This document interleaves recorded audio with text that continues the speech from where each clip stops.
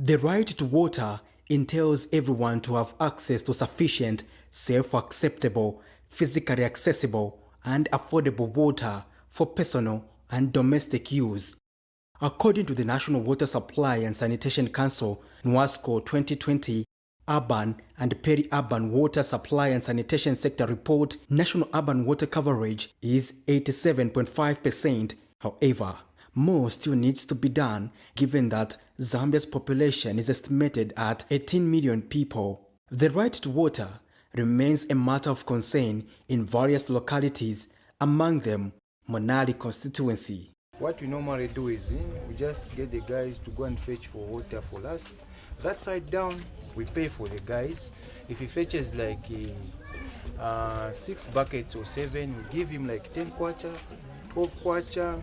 So I'm appealing to our MP to come to our area here, to come and visit us, to see the problem we're facing. We have records here, we have paid those bills. We don't own the Lusaka water and sewerage any money. We are paying bills, but we have no water. We are fetching water from far places, and we are paying for that water, which means we are paying twice.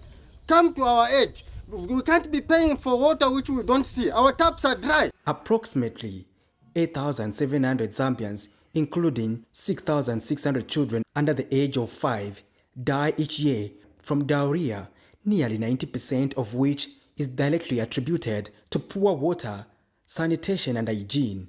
And the child rights activist Henry Kabwe notes the need to continue improving access to water and sanitation.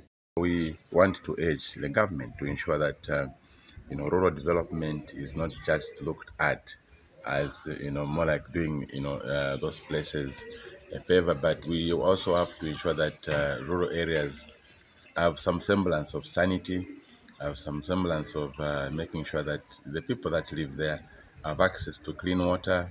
During his address to Parliament on the progress made in the application of national values and principles, President Hakainde Hichilema assured that water and sanitation are among priorities. We are also working to enhance access to water and sanitation. Again, wonderful instrument, never thought about before. Good portion of CDF will go to water. Spoke to National Water Supply and Sanitation Council, NWASCO Chief Inspector Peter Mutale, who outlined the commitment towards resolving the right to water. They say water is a human right. It does not mean that overnight every person should have water. In fact, United Nations, what they require is that when you declare that water is a human right in your country, you need to have a program that will ensure that all the people have access to water. So it's a progressive realization. It's not an overnight realization. So when you come to Zambia, for instance, we have got our Vision 2030. That's a program. What we want is universal coverage. So by just virtue of having such a program where we want to cover everyone, it means that for United Nations, you have met the requirement. So it's a progressive realization. It's not an overnight realization. Mr. Mutale adds that all the 11 water utilities are cognizant of their responsibility towards achieving universal access to water.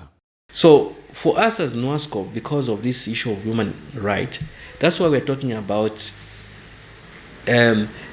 cross subsidy for water. Because what we want is that at the end of the day, each and every customer should afford this. It's in line with what we are talking about. And also, when you look at our license conditions or our license requirements, we require that when you give a license to a commercial utility, progressively they have to cater for each and every person that is under the service area. So the tariff is one of the things actually that we use to ensure that there is progressive realization of this right so that everyone can afford. Just as one of the famous quotes by Oden suggests, thousands have lived without love, but no one without water.